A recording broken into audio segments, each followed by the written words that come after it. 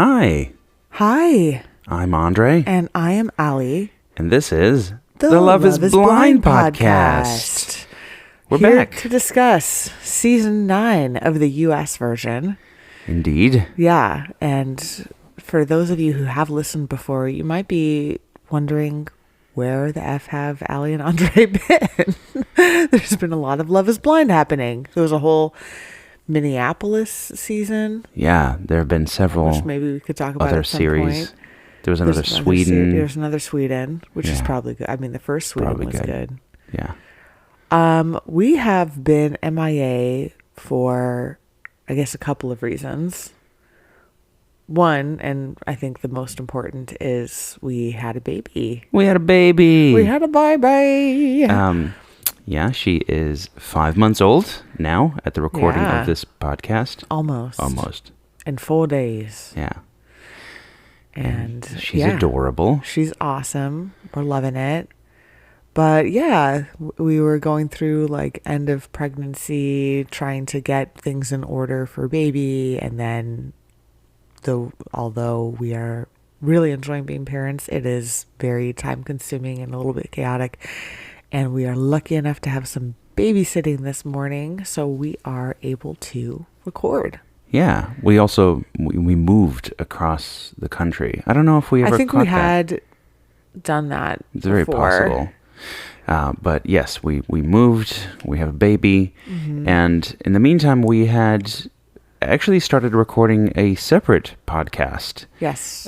Which at this point has only had one episode released. That's because, in part, of my not releasing more episodes. We've recorded quite a few, but it's more about our relationship and our sort of process of preparing to have a baby, having very open and honest discussions on the microphone about how we're feeling, about how we're doing with our baby.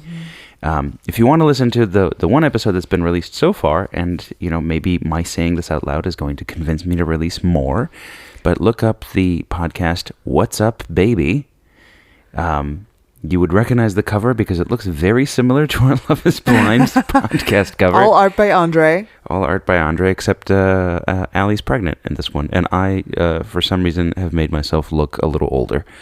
Yeah, Andrei's very keen on making himself look older in these, or look what he considers to be accurate. More accurate. Look, for me, in the graphics wrinkles. Andrei's doing, I'm like, get rid of those wrinkles, baby. And Andrei's like, well, it's not accurate for him, to not have wrinkles under his eyes. And I'm like, true. And what is your point? I mean, Lean in, buddy. I guess animation. I guess I could have been leaning in this whole time. You could have been. Well, it's not too late. You could always change it. But yeah, I would like to record another one of those. Maybe we can leave this equipment out and we can do it later today. We'll see. I did a clever thing and mounted all our microphones on a portable table that can be moved in and out of this space. Awesome. So hopefully that will also encourage some recording. I will note that right now where we are at, it is snowing quite densely outside. It's very pretty. It's been snowing for a few days now. But with that in mind, I hope everyone has had lovely holidays wherever you're at in the world. Shout out to our listeners who are not in the United States, because there's a few of you, which is exciting. Yeah, and Happy New Year to you all. Happy New Year. So, season 9. And also just a reminder to like and subscribe. Yes. And leave us a 5-star rating. And feel free to not lower the rating because of our long hiatus. I do that sometimes. I'll go into podcasts that I really love but haven't had an episode in a long time, and I knock them down a few points just so that they know where. Are you joking? Yes, I. Okay. I am in fact joking. But yeah, we're here to discuss season 9, which, because of our hiatus, obviously we watched the whole season, but we're just going to be kind of talking about the entire season at large. Essentially kind of including the reunion, but obviously some bits that didn't make the reunion. Well, I guess they made the reunion in some way. But I guess we can start off in the pods. What do you think? Yeah, well, maybe we can go couple by couple. Couple by couple. Okay, yeah. And talk about their journey. And then I would like to talk about the many loves of Patrick.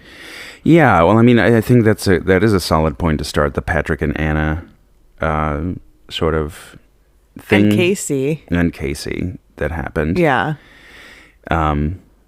Yeah. It's what do we even say about that?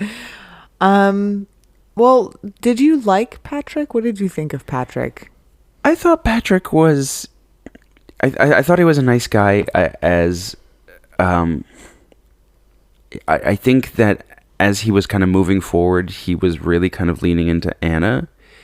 And then when Anna left, he was like, well, I struggle to make love connections, so therefore I must immediately pivot and find the next person that I can connect with. Which, you know, like there was some shade thrown at him by some of the other, you know, by Anna, you know, like among other people, about the fact that he switched loves. And I was like, hold on a second. This is kind of this is the premise of the show, is that you're going to make a bunch of connections and then settle in on one.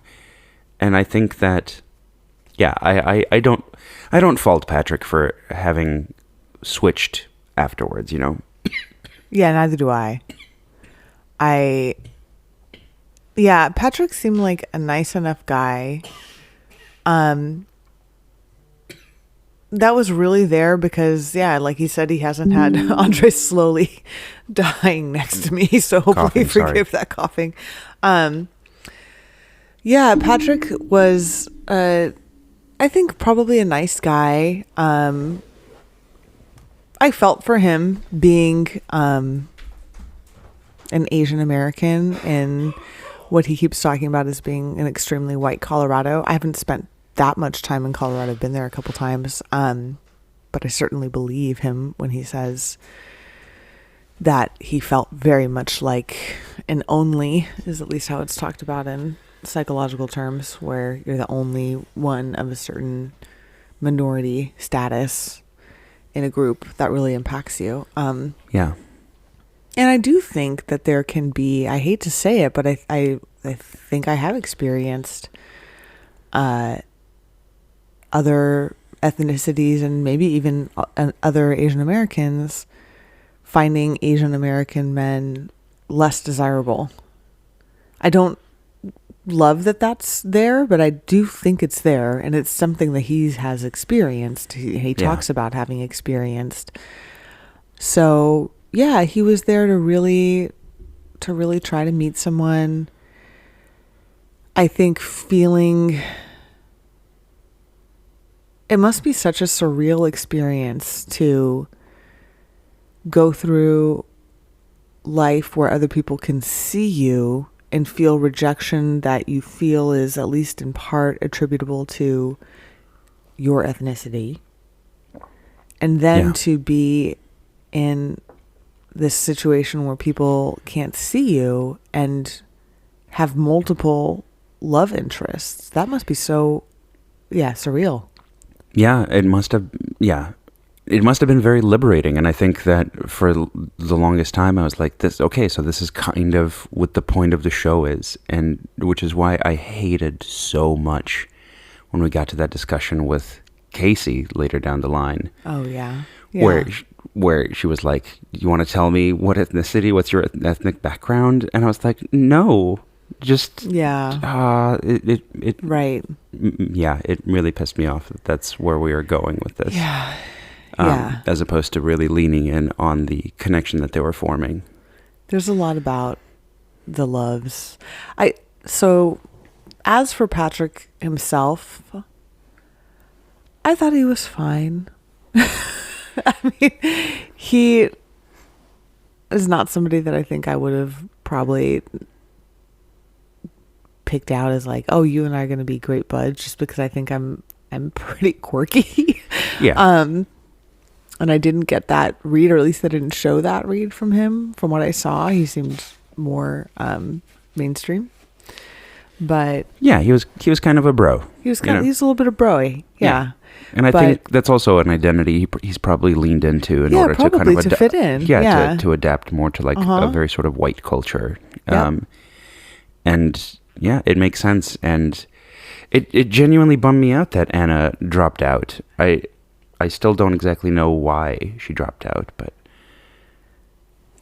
Yeah. I think, yeah. So for him, I think I thought he was fine. I thought seemed like a nice guy. It was interesting to me that he had a connection with Casey, even without being able to see each other.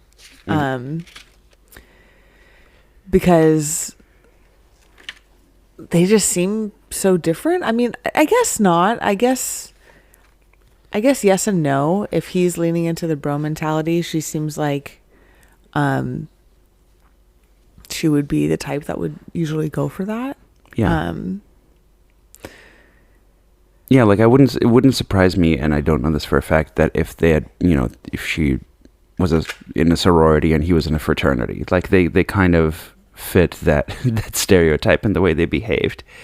But I kind of had, I mean, I feel like I had a suspicion along with some other folks that that Casey was going to ultimately say no. Yeah, I think so too. Yeah, and she did, apparently in her background, she had a family that, I forget, had they adopted some Asian American children, or there was some connection that she had in her family, that she was familiar with Asian American culture in a pretty I think significant way. her siblings have dated Asian people. Yeah, I don't remember exactly. It might have been that. I kind of feel like it was adopted. Anyway, we could look this up, but we don't have time right now. But that made Patrick feel more welcome. Yeah, Casey just kind of seemed, I don't know, all over the place. I'm really remembering one conversation they had where it seemed like she was probably pretty drunk, where she was talking about the various ways in which she was going to have sex with him. Right. Yeah. And I think I remember her eyes kind of drooping in that camera shot. And he was really encouraging her, and he would be like, "What next? What would you do Right. next?" While very cleverly using a cushion between his legs. I know. Yeah. to Sure. defend from the cameras. Fair. Yeah. Yeah. Yeah. That was kind of a tough dynamic, because she was really pouring it on a lot, and I got the sense, I'm interested for how you thought he felt, but I got the sense that during that conversation, he was both incredibly aroused and also kind of uncomfortable. I don't know if I caught the discomfort. I think the discomfort was more like he doesn't necessarily know how to talk back in that way. Sure. So he was like, "Just say more. I don't know how to participate in this." Yeah, which I feel like I would have wanted more from him participating in that. Yeah, it was, I don't know. I just didn't see the chemistry there, I guess. Yeah, that's fair. It's one of those situations where there could have been many scenes that didn't make the final edit. But I found myself confused throughout the entirety of their courtship as to, I don't see the click here. Right. So yeah, where our Patrick sort of like love triangle centering around Casey and Anna. Well, first of all, Anna has been a person that has left the show, which doesn't happen particularly often. And you're right, I didn't necessarily see Casey and Patrick really going very far. But yeah, this was an unusual season in terms of departures, the sort of sudden ghosting. Because it happened a second time, right? Well, Anna ghosted on both Patrick and I think Blake. Oh, right. Was the other one. Right. Yeah. And so much less was made of Blake. He sort of quietly dipped. Yeah. Yeah. I guess he ultimately left too. His romance was certainly shown less on TV. I imagine it was probably at least equal amount of time probably in real life, but the way it was edited. Yeah, Anna ghosting. What do you think? I feel like she could have at least said something. It's a little, I mean, it's kind of rude to just leave a person that you're forming a strong connection with and not give them a single explanation, even if it was a message from the producers to Patrick to say like, hey, like, sorry, I'm leaving. You know, there's nothing. Mm-hmm. That's not a particularly nice way to treat somebody that you're supposedly opening up to, and, you know, they're becoming vulnerable to you. You're allowing them to become vulnerable. You know, yeah, it was not nice, in my opinion. Yeah, I agree. You know, on this show, on our podcast, I'm often trying to think about what's the empathetic reaction to how people are behaving. And as I'm thinking about Anna, I'm realizing I don't think we have a ton of her backstory. So it's hard for me to access that, not knowing a lot about that. I could speculate because the vibe I get from her is that her internal world is kind of chaotic. Some immaturity, and I'm guessing probably some sort of either chaos. I could see either chaos at home, or I could see very strict upbringing that she is rebelling against. Some way in which she wasn't totally seen by her family is what I would guess had happened, leading her to kind of develop a personality that is like, I'm kind of thinking like almost like raised by wolves, like not actually, how do I explain this? Like, I think she was raised by humans, but in the sense of her own emotional development, I feel like she kind of had to do that on her own, and has gotten to a place where she,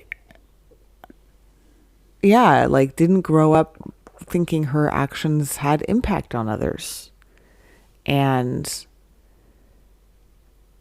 probably was kind of lonely emotionally growing up, and as a result has this kind of selfishness in her and lack of accountability, because it wasn't only that she ghosts. I kind of feel like she went on this show for fun.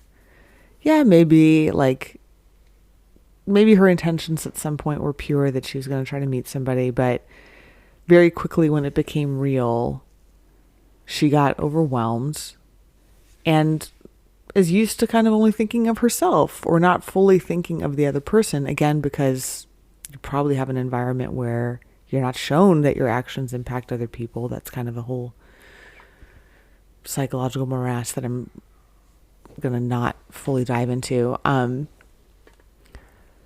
And yeah, just panicked, left, didn't really consider the impact on others.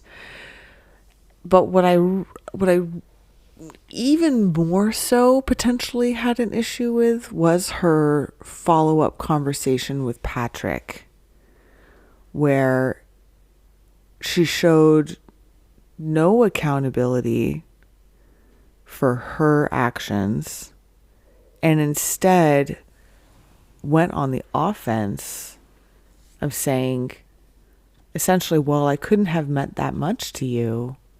if you got engaged to someone else immediately after. Yeah. Which is, I thought that was messed up.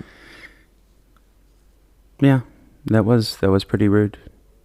I think from the perspective of why she left, the way I had read into it was more that she may have not expected that she was going to make any connection, and the possibility that she was in fact making a connection didn't really line up with the way that she, like, as in, like, she probably went on the, in my opinion, she went on the show not thinking she was going to get engaged, and then started to make a connection that was strong enough with somebody that she knew was then maybe going to lead to him asking her to get engaged, and that just wasn't her plan. That she didn't want to come back to her family and say, hey, I got engaged on this show. I think she had wanted to participate and maybe didn't realize that it was going to get this far with her, you know? Yeah, I think so too. I think there's just an overall emotional immaturity that I see with her. And again, like the way that she reacts to Patrick of really going on the offensive and not being accountable is sort of like, you can imagine a little kid doing something similar. Like, oh, Bobby hit me. Well, you hit me first or something, right? Like you started this is kind of the same tone that I see from her, but in an adult body. Because the reality is, if she were in the real world and yes, they had dated and then they broke up and immediately after he got engaged to somebody else, that would have maybe proved what she was talking about, but even not necessarily, because he clearly did it because he was heartbroken. Mm-hmm. But also, if that had happened, she probably would have been more devastated instead of looking at this as like a convenient way to opt out of the accountability of her ghosting him. Yeah. I mean, this is not the real world. This is the show. An engagement on the show does not have the same weight and seriousness, I think, of an engagement if you meet someone in real life. Right. Engagements on the show are kind of like asking someone to be your girlfriend or to date you more seriously. It's an engagement, but it doesn't, I don't think it feels the same as an engagement if you've been like dating with someone for a while. And for her to weaponize that on him, I thought was very immature and cruel. Mm-hmm. I thought it was cruel. Yeah, it was. And I thought it was all a way of her to get out of having to, again, be accountable that she hurt someone. Yeah. Yeah. Yeah. So that's why I think I feel like there's a youthfulness to her emotional intelligence, and again, my speculation is that there was some profound lack of attunement in how she grew up to make her think, to make her not feel like she has to be accountable, or the ways that she acts do actually impact other people. I don't know. I've been talking a while. I want to hear your thoughts too. Oh, I was just, honestly, I mostly agree with that. I think we should just move on to talk about the ring gate at the end, since we've talked about this one couple for a while now. But the whole returning the ring to Patrick. Oh, when Casey... Well, do you want to talk about Casey rejecting him because she wasn't attracted to him? I mean, that was pretty obvious to everybody watching, even before we heard the little talking head with her off to the side to the producer saying, like, I don't think this attraction is going to grow. I understand why she didn't say that to him, to his face. But it's pretty unfortunate that she said it at all. I know. And I think that she should have probably been aware of the fact that she's going to be filmed saying that thing. And therefore that at some point it was going to get to Patrick anyway. So yeah, it's I felt really bad for Patrick in that moment. Yeah. Because I felt to me like he was having a fear or an anxiety, like in some way, like confirmed to his face. You know, that like, Yes. hey, people like your personality, but the moment they see you, they don't want to be with you, and that must have been really painful. Because that's the way it played out, and Casey ultimately like revealed that that's the case. There's obviously some, you know, when we hear from them at the reunion, there's some back and forth about exactly their interactions, and when, you know, Patrick either asked for the ring back and whether she said yes or no, like, you know, in terms of getting the ring back. And I also don't really necessarily fully understand how this works, because in the reunion she says, the producers gave you that ring. It's not like it's your ring. So it's unclear to me to what extent people are putting any sort of money into this. The vibe I get is that Netflix just provides the rings, right? So like, I think that's what they said. Yeah. yeah. So ultimately, it's like Patrick gave her this ring, which is probably worth some amount of money, and then he wanted it back to be like, well, look, at least I'm getting this out of it, given that I was kind of screwed over by both of my choices. So I was kind of on the side of Patrick getting the ring back, although they fully gamify it during the reunion by making it all be over a basketball hoop shot. Basketball hoop right. shot. Can you tell I watch sports? Basketball. Sports ball. Baskets. When they throw the ball through the circle. But yeah. I forgot about that. I forgot about the basketball hoop shot. Basketball hoop shot. And I liked that at the end of it, he goes like, I'll give you the ring back later. Yes, right. He's like, totally. I'll totally give you this ring later. Mm-hmm. That was weird. I think he had it on him too, and could have. They have just handed it to him. Yeah. I couldn't tell whether he was just like hoping to meet up with her again, or whether he was kind of hoping like, well, now that we're back and we're no longer on TV, I can just keep this thing. Yeah, or maybe he just wanted the spotlight to be off him. But then ultimately, he did hand it back over to her, right? So yeah. Sorry, Patrick, you lost that ring. Yeah, sorry, buddy. I think it sounds like I could see for him it being about the principle of it. Mm-hmm.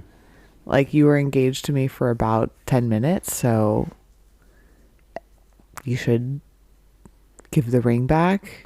Because there is like an emotional give the ring back symbolism, even if he didn't pay for it. But yeah, because he doesn't pay for it, it does make it morally more ambiguous. Yeah. How it was for her to keep the ring. And yeah, about her not being attracted to him, it is regrettable that she said that at all. I think she realized she said it and felt panic, and again was not mature enough to tell him this is what happened, because she was trying to she was essentially lying to him and saying they're going to try to spin it this way, but that's not what it was. Mm-hmm. Yeah, again, it's how a little kid would try to get out of something. Yeah, so they did not make it through. Yeah. So shall we move on to another one of these couples? Yeah, okay. Yeah. Just globally, I'd say this is, I believe, the first season where no couples got married. Yeah. That's wild. And not only that, but only one couple made it to even the altar. Yeah. Which is pretty big. It makes, I think Love is Blind, I think when it first started, they were maybe trying to find people who might be more compatible. Now they seem to be trying to find people who are going to be more dramatic. And if that's true, I don't love the twist on the show like that. Yeah. I really liked Love is Blind as a show because it felt like people were more sincere and in it for the right reasons. Yeah, it felt like they were actually on their way, like, yeah, that they were truly wanting to be there to get married and and wanted to, like, sort of accept this experiment for what it was. And in some ways, the fact that maybe the show is getting more popular, people know what to expect. That now it's turned into something else. Yeah, it's got to be more drama. Yeah. And in more typical reality TV show style. But I always liked Love is Blind because it wasn't like Temptation Island or that kind of thing where it drama is what's going on. It felt like there was more substance to it. And now it might be veering more towards just other reality TV fare. Yeah. So, anyway. Alli and Anton. Alli and Anton. Yeah, well, wasn't sure that they were going to make it, but then it became pretty clear that they weren't going to make it when the whole thing came out about Anton's past, kind of combining with his drinking present. The moment that stuff started to come out, I was like, oh, Alli is out of this. Not you, Alli. Ali. A-L-I. Alini. Alini, as opposed to A-L-L-I, your name. That's right. Yeah. I feel like in some ways she was kind of looking for an out at one point. Although their initial compatibility seemed to be there, both in the pods and when they first met in real life. They seemed to be kind of into each other. They seemed to have kind of matching goals and lifestyles to a certain extent. Their backgrounds as immigrants was awesome. Fellow immigrant here. Double A names. We know that. Love that. Yeah. So I was initially rooting for them, but yeah, the sort of, first of all, finding like Anton was bringing his, just like, here are my friends, as opposed to his family, and kind of getting that insight about, like, Anton was a party boy, may still in fact be a party boy, and the reality of him, working that night shift, coming back, and then having drinks as when he came home in the morning, which, we talked about that, because, like, for him, that's his evening, right? Like, that's the end of his day. But there's something still not that great. Doesn't sit right. Yeah.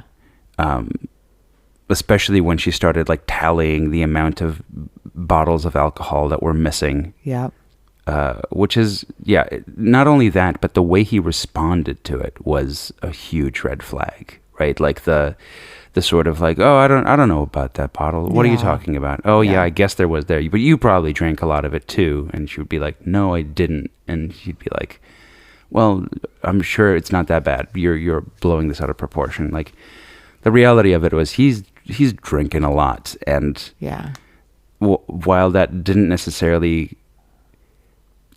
we didn't necessarily get to see it play out in the same way that it plays out with Joe, where he just kind of becomes a mess. We'll get to that later. It's still not a good sign, because, drinking changes somebody's behavior. They're going to be a different person, especially if that's, like, just a huge part of their life. Honestly, I was a little surprised that he didn't really address that at the reunion. That he didn't sort of say, like, hey, I saw myself on camera and realized I had a problem. But yeah, I feel like that was the big downfall of this relationship. I think that was part of it. I think also she wanted to not have to work, and he didn't make very much money. And that, I think she felt like, I'm not going to settle for that. I'm hot, and I could get someone who's much more successful than you. I think was a big part of it. I think the drinking and party boy lifestyle probably was upsetting for her. It's hard for me to tell how much of that was really the reason, or how much of that was, while a contributing factor, not like an easier out than saying you just don't make enough money for me. Right. You don't look as well. It's an easier. You look better in a scenario where it's I can't because of the lifestyle of drinking versus like I can't because I want someone to be richer than you. Yeah. I think they were, based on the conversations they were having in the pods, they kind of assumed that their life was going to be like that. She was going to be at home, not doing a whole lot, and he was hoping that she would be doing a whole lot more at home. Where, you know, the reality that he was faced with was that she's, I guess, kind of messy and doesn't like to do a lot of housework at all. And I think, to your point, was kind of hoping to find somebody who would just allow that lifestyle to continue or to exist, right? For her to just not be have hot. to contribute as much. Her contribution is she's really hot. Yeah. And hey, you know what? He was willing to take that contribution because he said yes. Yeah. And I don't think it's because he was so happy or thriving in the relationship. I think it's because he thought she was the hottest chick he was going to be with. Yeah. So it just felt very superficial and shallow. In the pods, I do think there had been more of a sincere depth connection, but outside of the pods, it seemed to very quickly become a superficial connection. Yeah. And I think, I was happy that, you know, for a lot of these couples, I was happy that they didn't make it to the altar, where they kind of recognized, like, let's not put our families through this. Let's just cut it off early. I'm kind of happy that that's what happened with them. Because as far as I, you know, as much as I get the wanting to have the drama of the wedding and like a yes or a no there, if you already know, like, don't put people through that. I do think that affects their compensation. I do wonder if they don't make it to the altar. I think they probably get some extra cash making it to the altar. Yeah. Yeah. All right. So who should we talk about next? We've got, maybe we'll talk about Madison and Joe. Madison and Joe. Yeah. Oh, as we're talking this through, I'm like, this season, man. It was a rough season. So many couples I wasn't rooting for.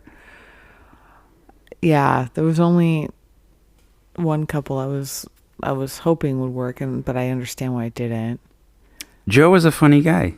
Joe. Yeah. He, first of all, I loved that he later on did it like a read on Nick and was like, I don't fuck with Nick. Yeah. He was right. like, he doesn't like Nick very much.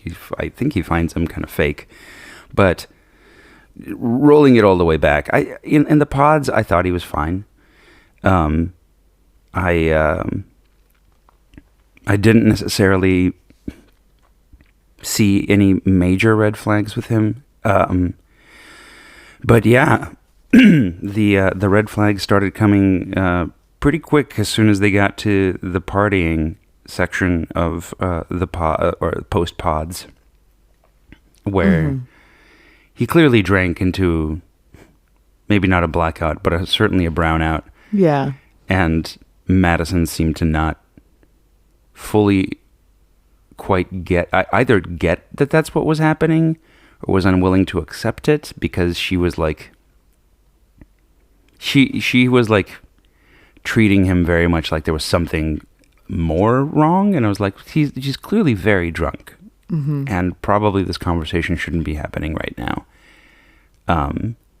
And he had clearly a very hard time admitting that that's what was happening, and instead was like, no, I just need to lay down. I'm like, yeah, because you were drunk, because you had too much to drink. And I give him credit for taking himself out of that situation, right? Like when he was kind of being messy at that inner show gathering, and she was like, you're being kind of rude, and he was like, "Yep, I should probably go and stop drinking." I was like, "Nice, that's some solid self-awareness." But everything that followed after that and that particular evening was a mess. Oh yeah. They didn't know how to communicate. They kind of talked past each other when she clearly needed like sort of reassurance, and he was like, "Well, I see you're crying. I hear you crying.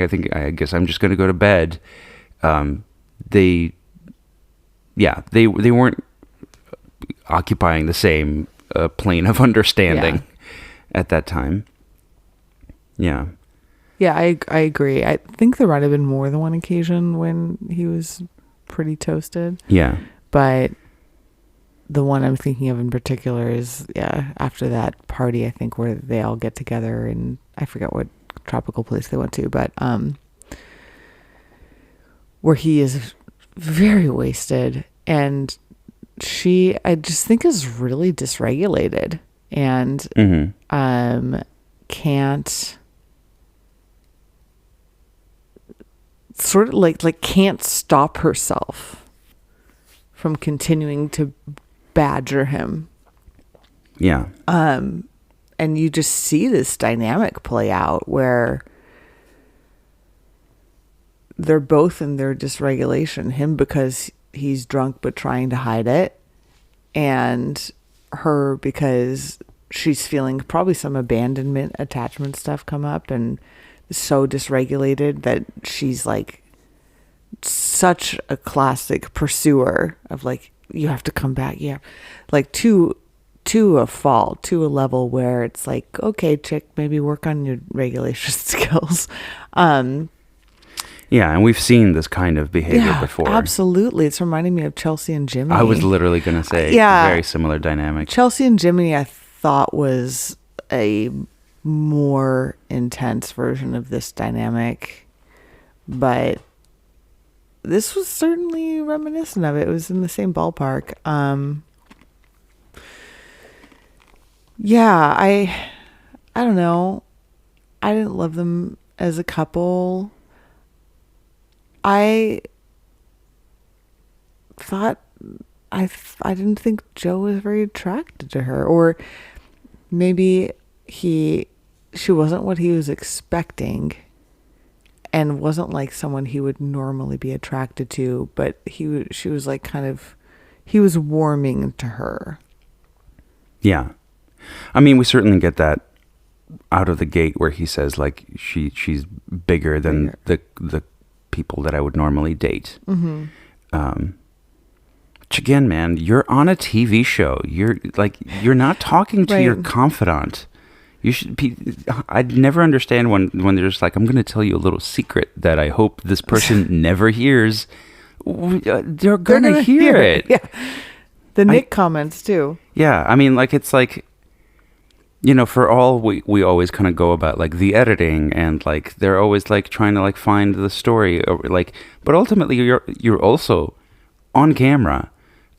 So when something like this comes out, I'm always wondering like, were you hoping this comes out, or did you just genuinely kind of forget that everybody's going to see everything you're saying, or that will be available. There isn't like I'm going to whisper to the writers on the side and they're not going to put my very juicy little take into a show that relies on there being juicy details. Mm-hmm.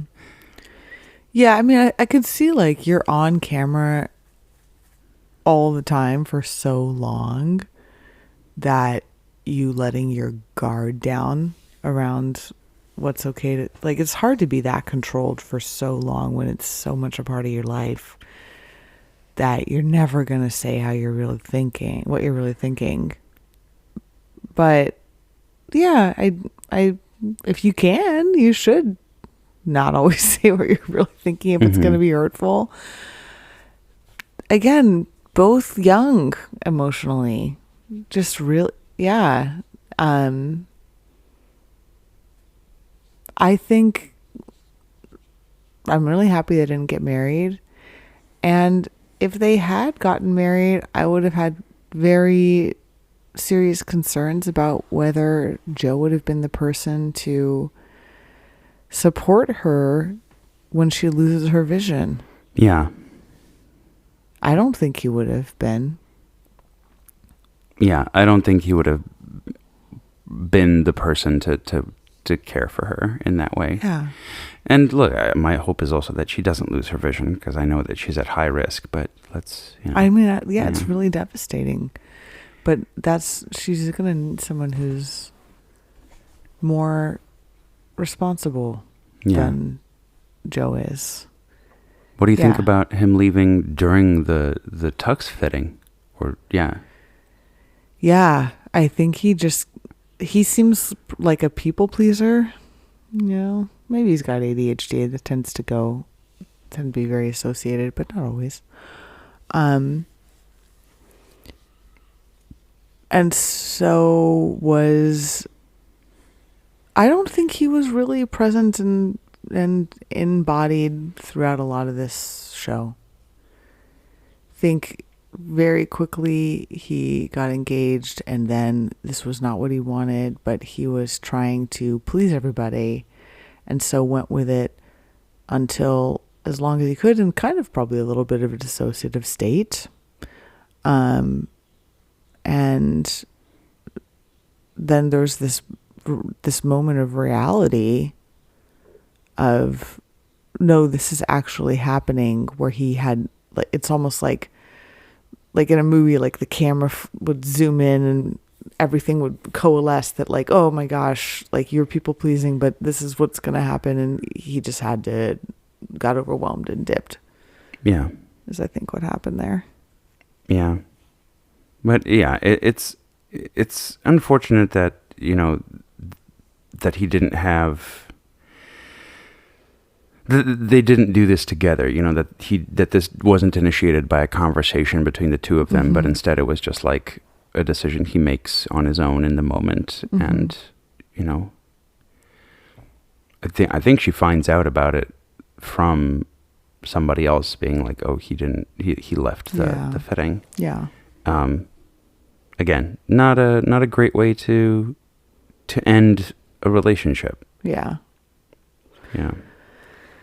Oh, this was a rough season, y'all. Okay. Totally. It was a rough season. And it's not going to get better as we talk about Annie and Nick. Annie and Nick. Nick was also part of I think both Annie and Nick were part of like little triangles, right? If I'm remembering this correctly. Nick for sure was. I think Annie at some point was too, although I'm blanking now on who her other connection had been with.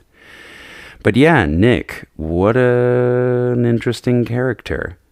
I found myself very early on not rooting for Nick and just kind of seeing him as kind of fake, it seemed to me. That's the vibe that I got from him.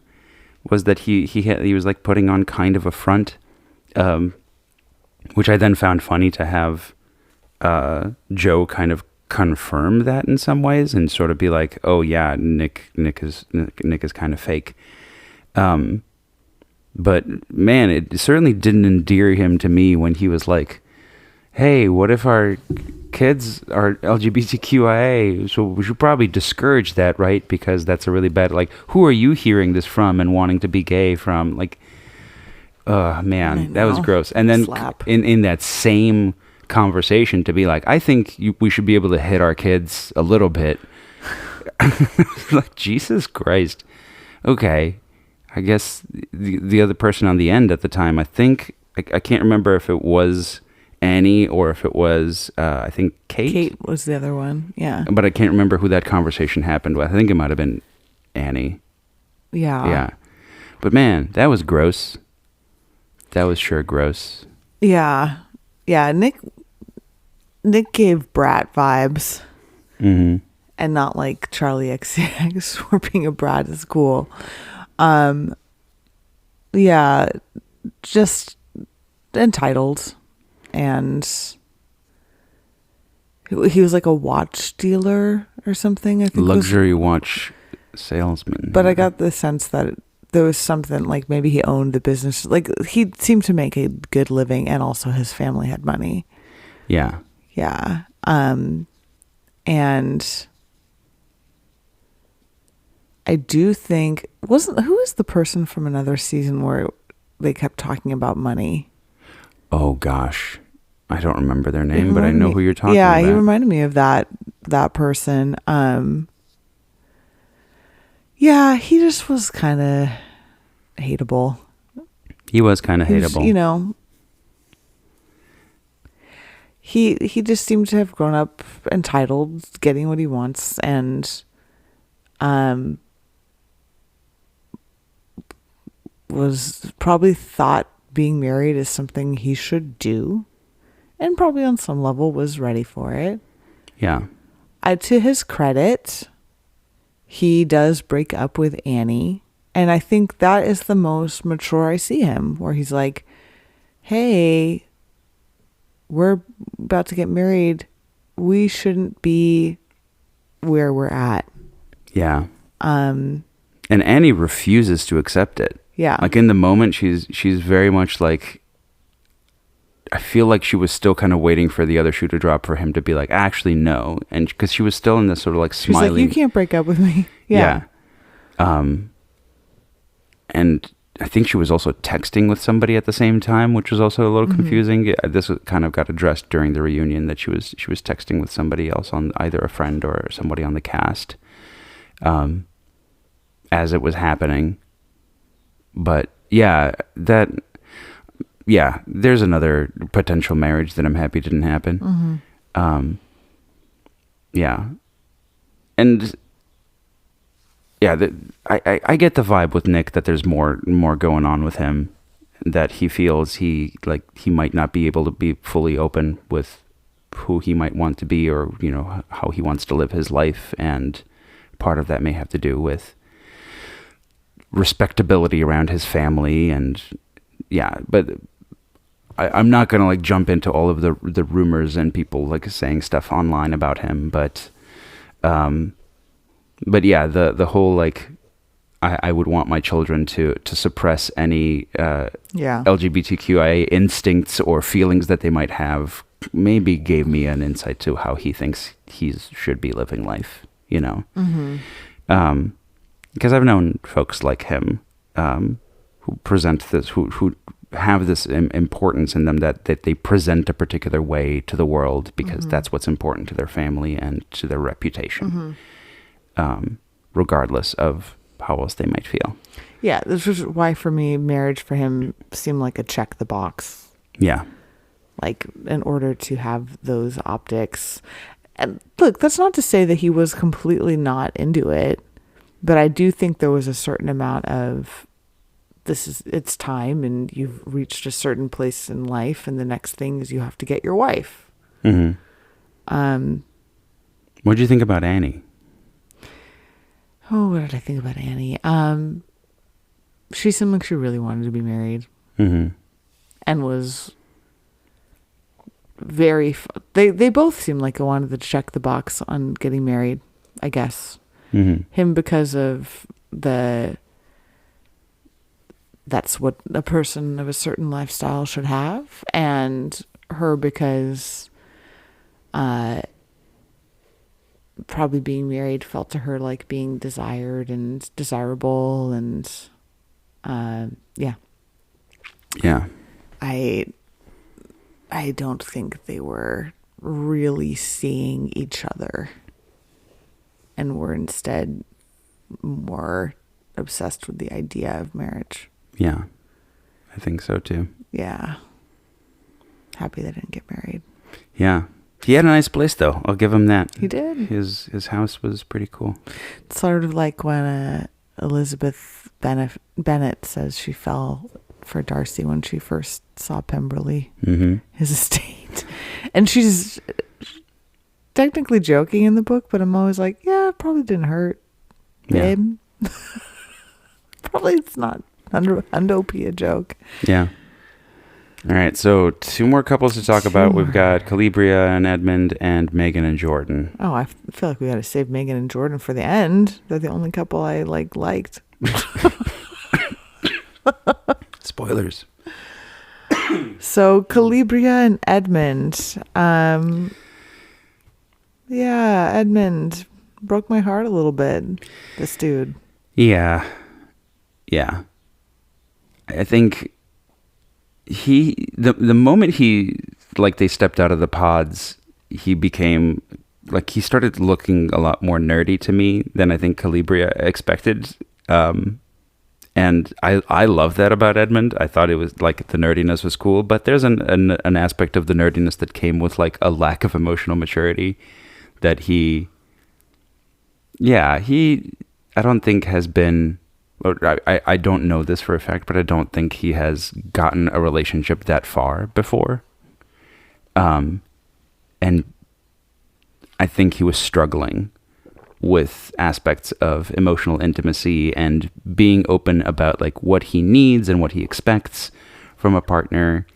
I think they got along great in the pods, but then the moment they got to their honeymoon, I think the whole intimacy thing became a huge issue for him. The fact that they were the only couple not to have sex. I think he kind of tried to play it off. I mean, I was going to say he tried to play it off. I don't know. He played it off much because he cried and was really sad about it. But he out loud kept kind of denying that was an issue. He kept, on the one hand wanting to be okay with Calibria's sort of saying like, I want to wait till marriage. And he was like, totally, of course. Also, this sucks. But without being able to sort of say like, this might be a deal breaker for me, I think that affected him. I think that affected to a certain extent his level of investment in the relationship, because he seemed to, based on Calibria's description, wasn't doing a lot for the relationship, when she would ask him to like do stuff that he wasn't like fully involved and wasn't fully responsive. And I wouldn't be surprised if that lack of intimacy for him meant so much more, Mm-hmm. I think that impacted me less than it did you. I think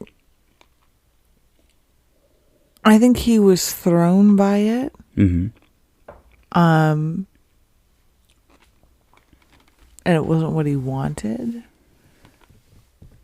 But I didn't get the same sense that it put him in as much of a distressed state as it seems like you thought. I'd be curious what our listeners think, because I'm sure you had each your own reads on it. I think for him, I mean, he was a foster kid. Mm-hmm. And I get the sense that impacted him by leaving him feeling abandonable. Like in some way he is not truly worthy of love. And so even though I think he really wanted that, there was like some element of self-sabotage, I think, going on for him. And it probably didn't help that Calibria, I think, like low to mid-level, was pretty irritated with him all the time because he is extra. Yeah.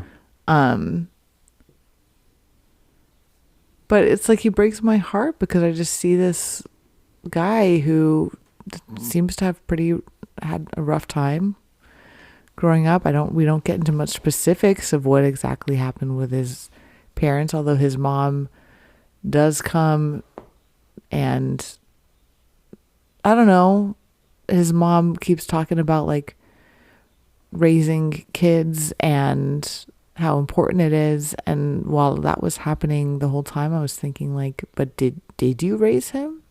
And we don't know specifics of why he was in foster care or for how long he was in foster care. There's so much that we don't know. And I want to own that a huge amount of how that conversation and seeing his mom impacted me is because I am now a mother and thinking about, I just since becoming a mother, I think I have had a very difficult time thinking about parents who cannot parent their children. Right. That is my countertransference coming up. I don't know anything about their specifics, but when I saw his mother, I was immediately like, I don't like this person. Because she just was talking about like, this is who I raised and everything, and I just found myself being like, but did you? Like, do you not, have you guys ever talked about what happened, that you weren't able to care for him, or how that impacted him? There seemed to be no acknowledgement of that, at least in the editing, at least in this one conversation. Right. So again, there's so much here that I'm putting onto this situation that I know this is coming from me. Right. And I can't tell how much of it was actually there.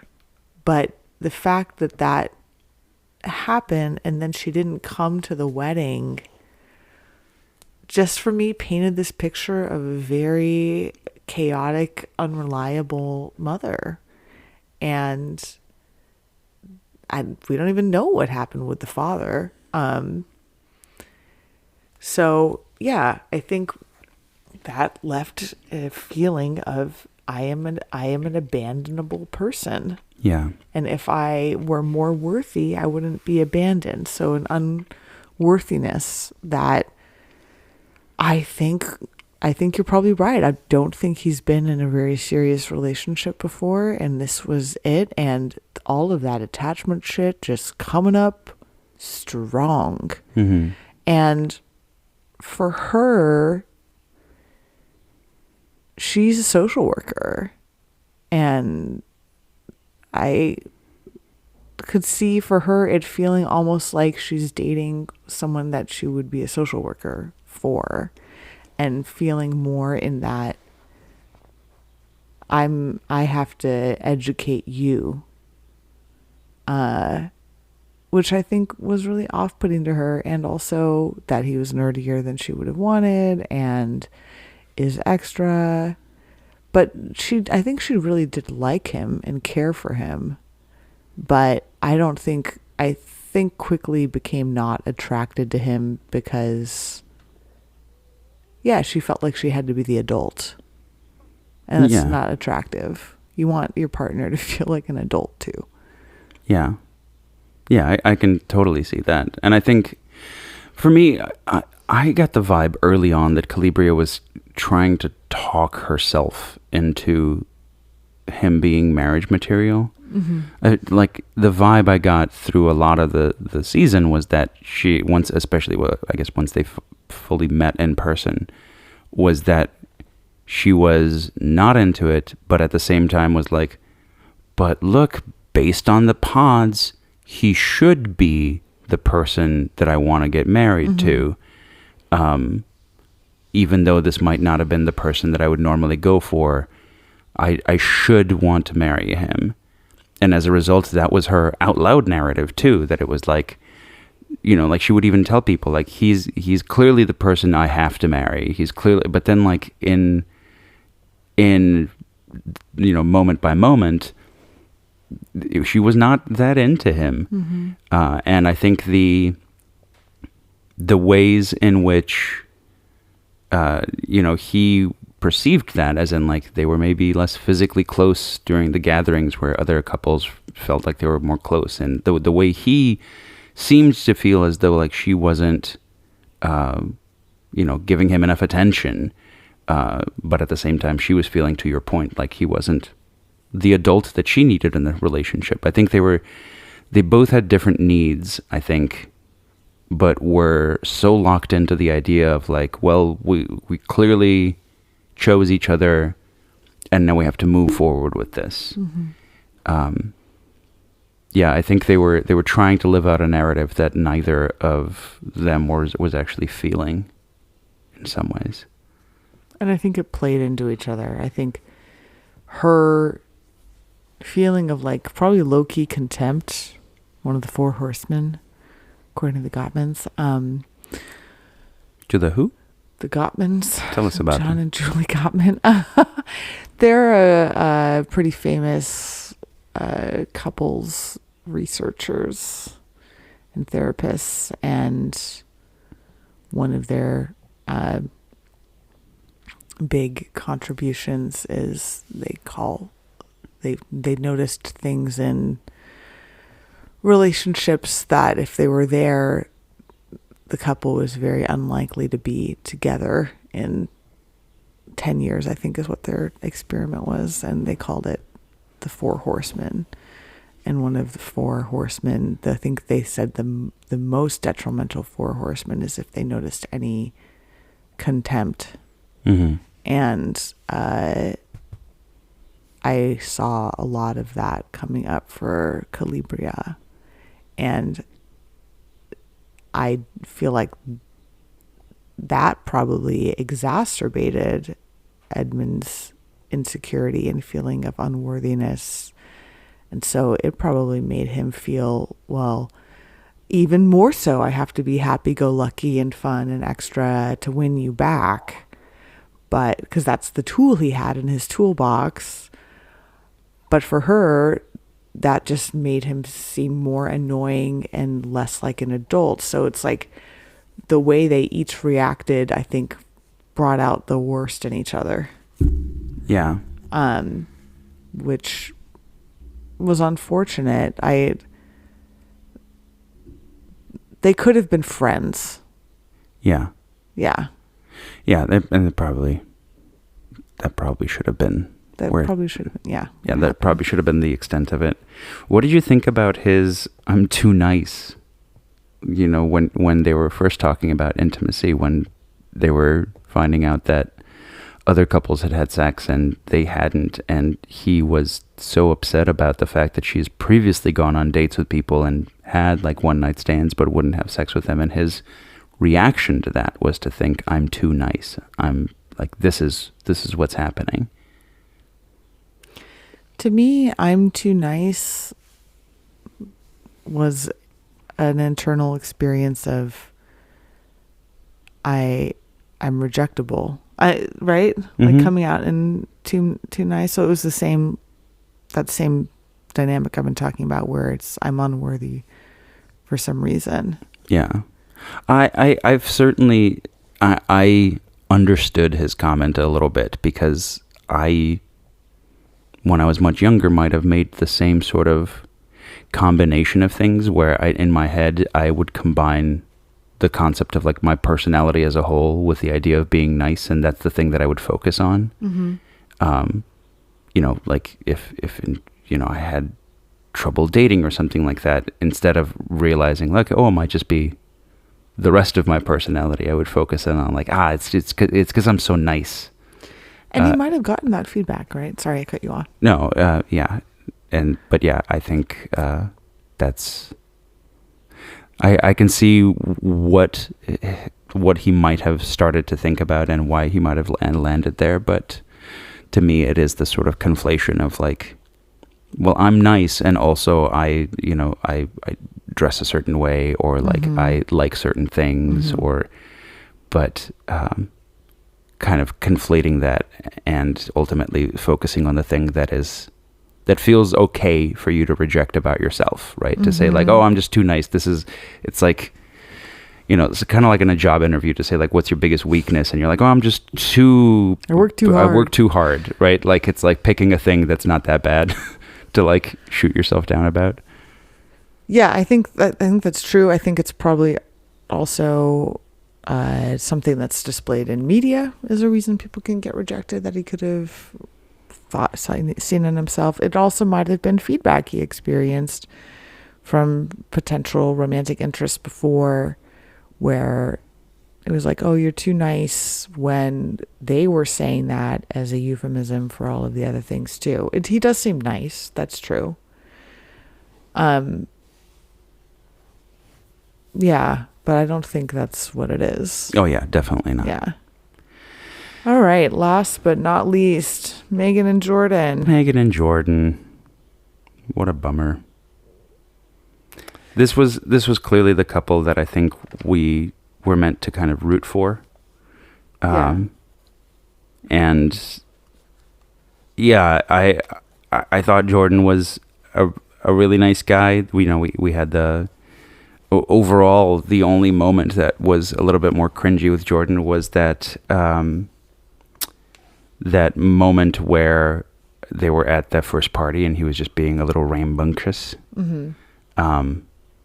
But overall, he seemed like a nice guy. Certainly, once again, another one of those instances of the golden chalices of Love is Blind revealing some aspects of personality that maybe their partners wouldn't have wanted to see. Yeah, she called him annoying. Yeah. She said he was being annoying, which he probably was. He was like probably a little drunk. Again, the third character in all of these relationships is the massive amounts of alcohol they are pumped with. But yeah, he probably got drunk. He was very receptive to her feedback. He was, yeah. And seemed to respond to it well. I loved Jordan. I thought he was a really sweet guy and seemed to really love being a dad. That he had such an amicable relationship with his ex-partner and his baby mama was, I thought, really awesome. And yeah, even in the reunion when she comes and she's met somebody and she's just had a baby and he's processing all of that live, you can tell he's heartbroken. Yeah.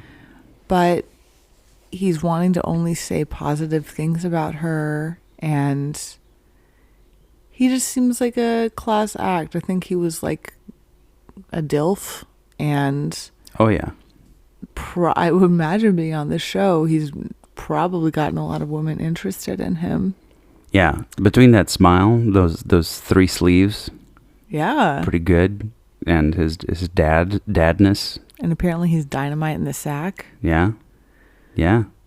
So yeah, I'd had high hopes, and honestly, I even thought that the biggest hurdle that they were going to have to encounter initially was the difference in their income, specifically how Megan was just kind of able to loosely look at houses and be like, how about this like $2 million house? And he was like, I can't contribute to this, and his sort of feeling of like I don't know if we need all of this, and not knowing exactly to what extent. Like, I completely understand his sort of I know that she doesn't see me as mooching, but I am going to feel that way, and I'm going to feel as though like I'm I think it was less about being the prime breadwinner or whatever. I think it was genuinely a lot more about like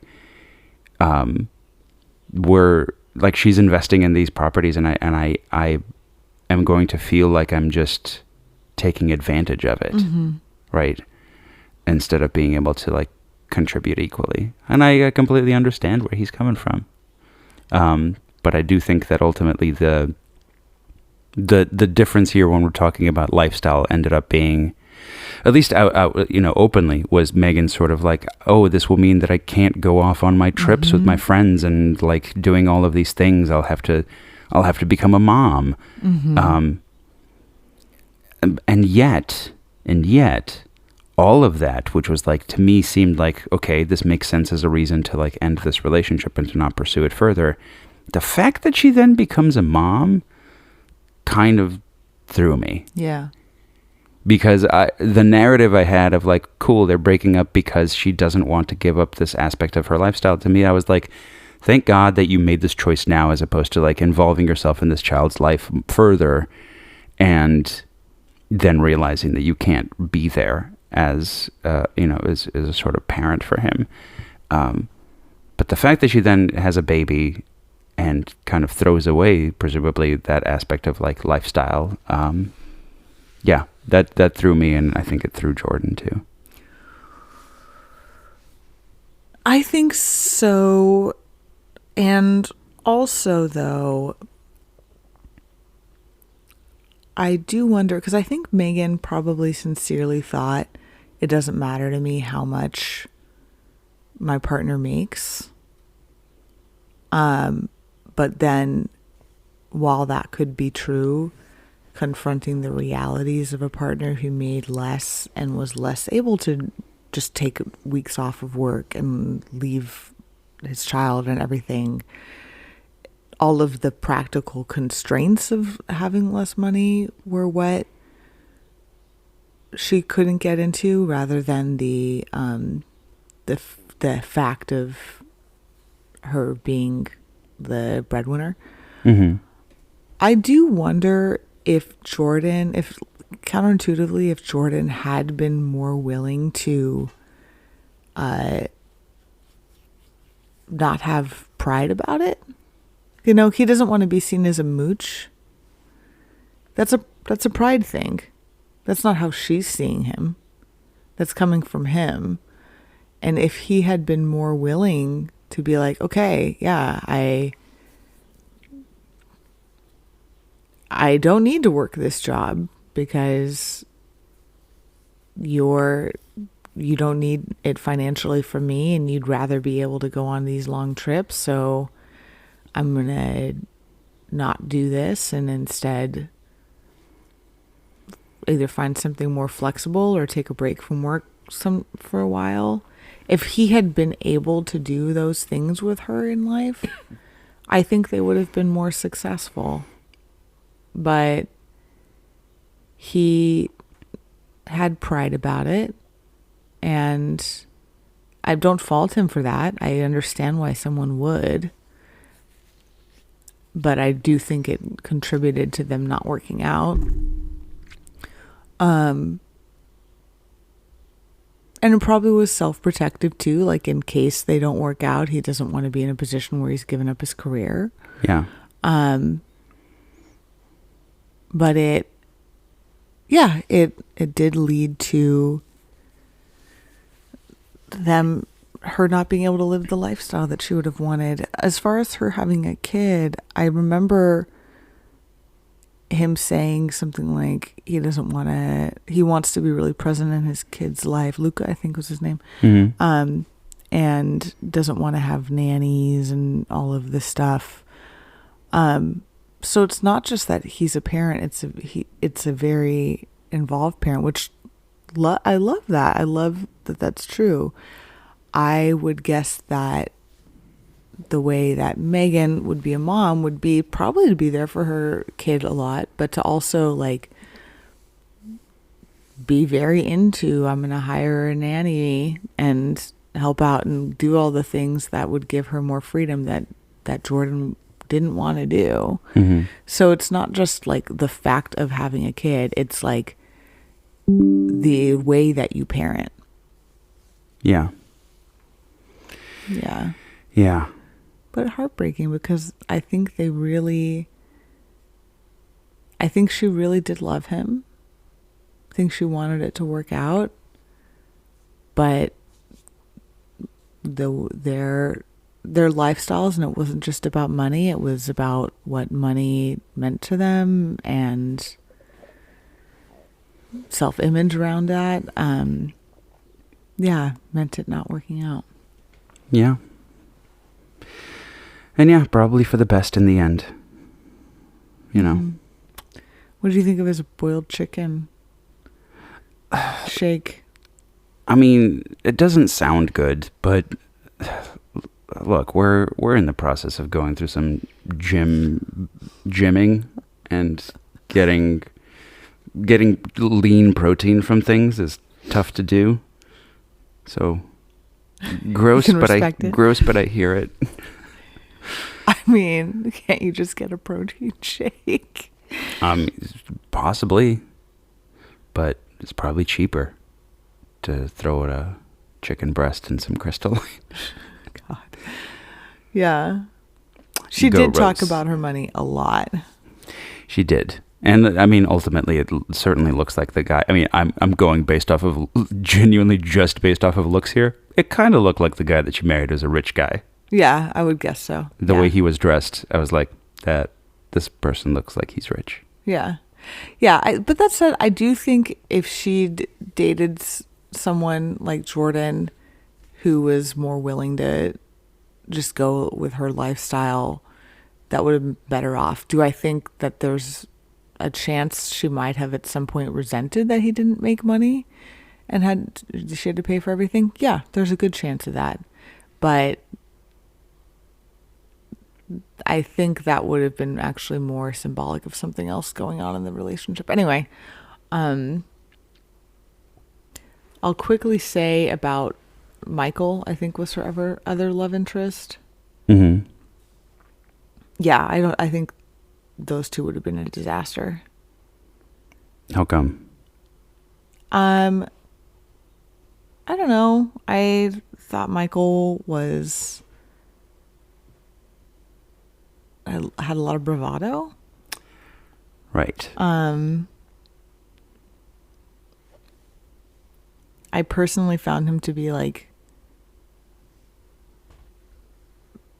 not that attractive, like a handsome guy, but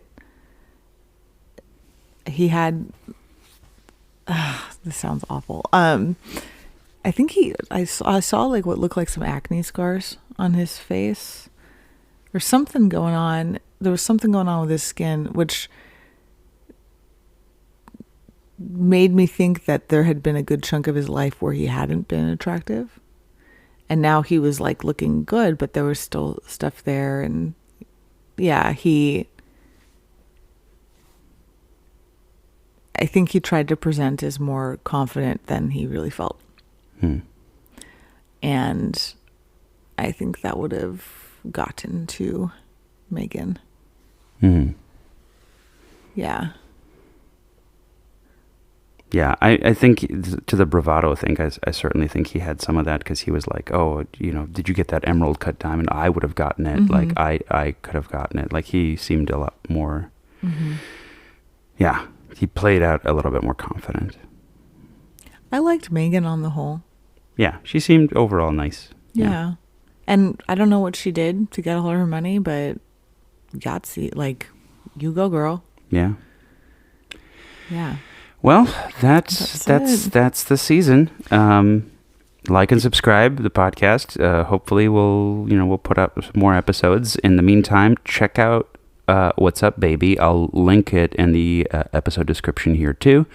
And keep in mind that episode that you're going to hear was recorded a long time ago, as in 10, 12 months ago, something like that.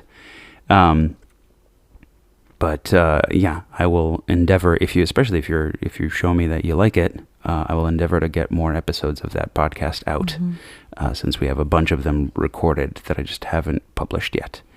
But yeah, happy to be back. Yeah, and again, we always love reviews, especially 5-star ones, exclusively 5-star ones. Please comment on the audio balance of our voices some more. Yeah. I try so hard. I also would be very interested in hearing if you guys agree or disagree or have a different take on what we saw. That's one of the most engaging things, is when people offer their own opinions, because it makes us think. So, yeah, we will try to hit you guys up with some other Love is Blinds, and maybe we'll even try when season 10 comes out to do it like we used to do. We'll see. Yeah. Okay. All right, everybody. Have a happy New Year. Yes. And we'll talk soon. We'll talk soon.